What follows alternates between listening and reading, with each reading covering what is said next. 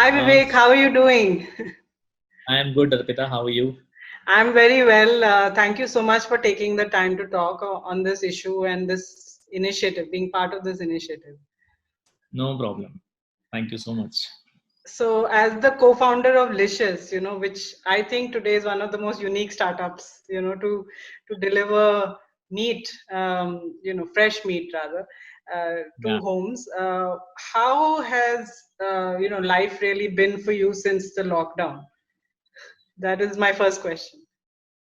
Yeah, actually, it landed as a slight surprise to us because every time the communication, whether it was through Mr. Modi or other authorities in India, was very clear that essential services will provide and meat is always part of grocery.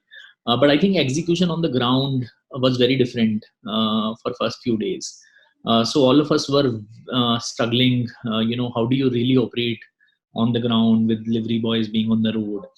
So the challenges were two way. One is, how do you get regulatory passes for them to roam around, and how do you make sure that some of these boys are safe, right? See, it's not that they are immune to COVID, but so how do you suddenly design processes, where you sail through that, and obviously on the other thing is compliance. So we have taken very very sharp measures. Some of them were costly, but I think very very safe. For example, there are on an average we have three processing plants in Bangalore, Delhi, and Mumbai, and average 2 to 300 people work in one plant. So how do you make sure that when they work in the plant, social distancing is followed, and where do they stay, living conditions, etc.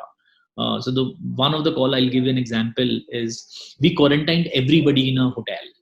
So all of those people from the day lockdown is announced are staying in a facility which is provided by the company, and they Wow, follow us.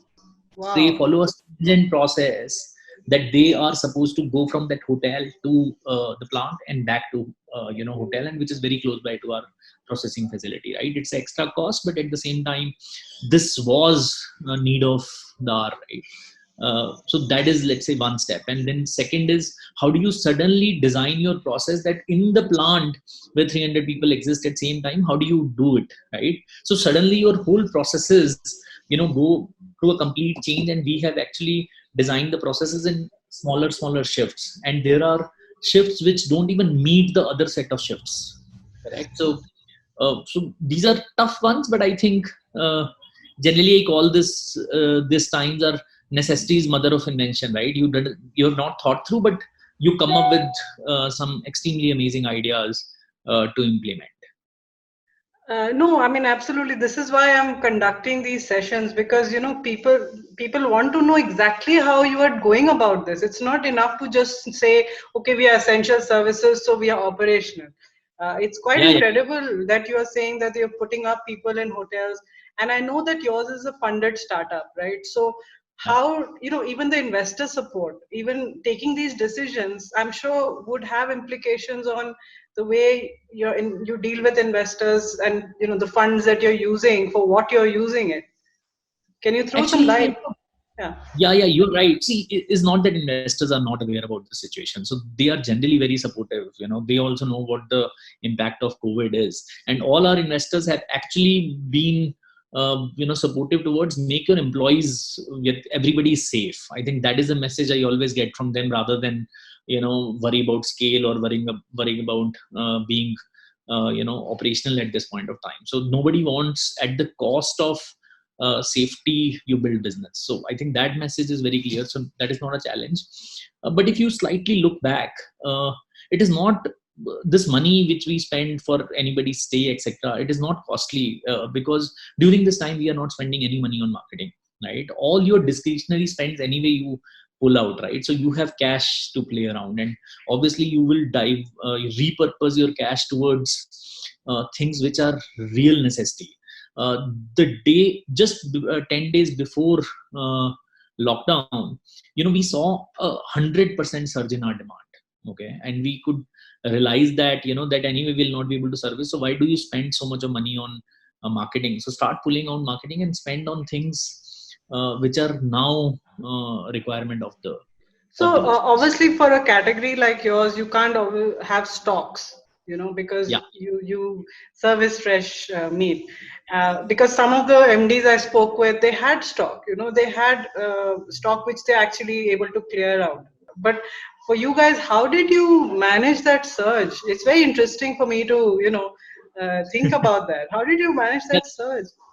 We couldn't manage, so for example, if there was 100% surge in demand, we could only service 30%. How do a company build a scale of that kind, in just a week's time?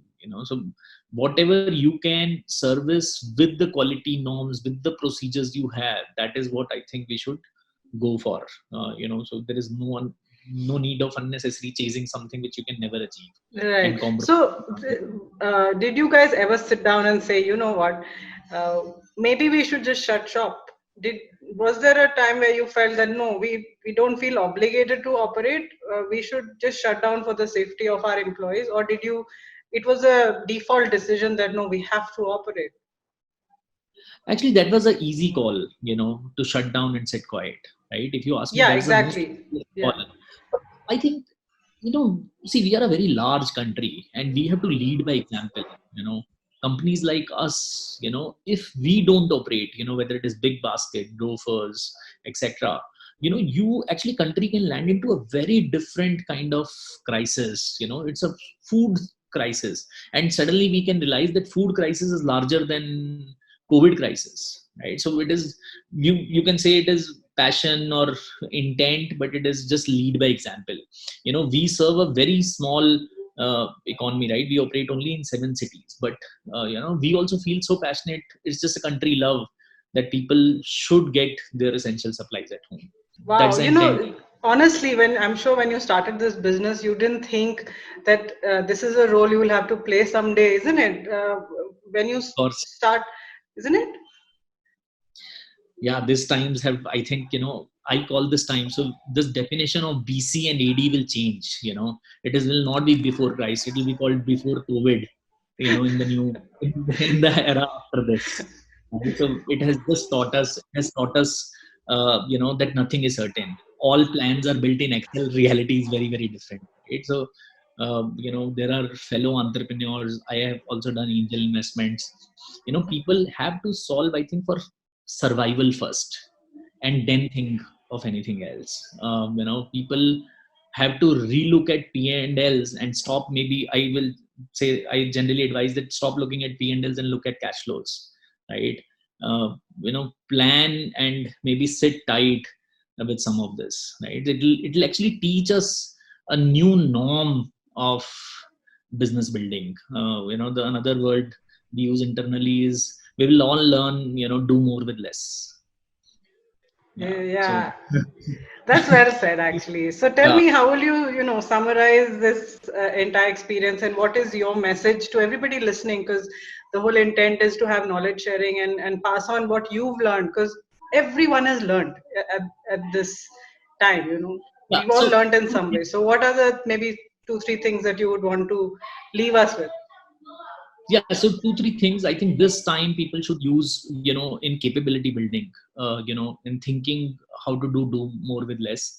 One thing is very, very clear, and you can ask any entrepreneur, this is the best time you can figure out where are your inefficiencies lying. So even if you don't figure it out, it'll just come up. So I think the message is very clear. And generally, I, like to believe in some positivity, right? So this too shall pass. There is light at the end of every tunnel. So we will rise. India actually can become the manufacturing hub of of the whole world, right? So we Yeah, have in to fact, all. I was talking to the head of private labels of Redmart based out of Singapore, and she was saying that Singapore is a place that doesn't produce locally, and they are dependent on ports and airports. So for us, that way we are quite fortunate, isn't it? Because we can be Yeah, self-reliant, we can produce and consume. we can be actually hubs, all reasons for India to become the new hub. And once this gets clarified post COVID, new job opportunities will come. New job opportunities again give consumerism, a new boost. So I think we can be back on track very, very quickly, but losing the hope, I think is the worst thing. So, so just stay with that positivity, over communicate with your people, with your team, and if the country has that, will and strength, I think, we will shortly come back as a much, much stronger organization.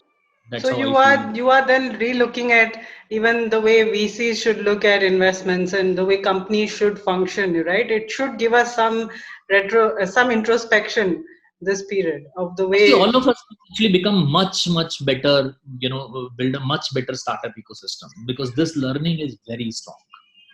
This That's learning right. will teach That's right. extremely. Yeah. Thank you so much for talking to me. This has been great. Thank you. And all the best to your team. I hope they are safe and stay safe. Thank you. Take care. Thank you so much. Thanks.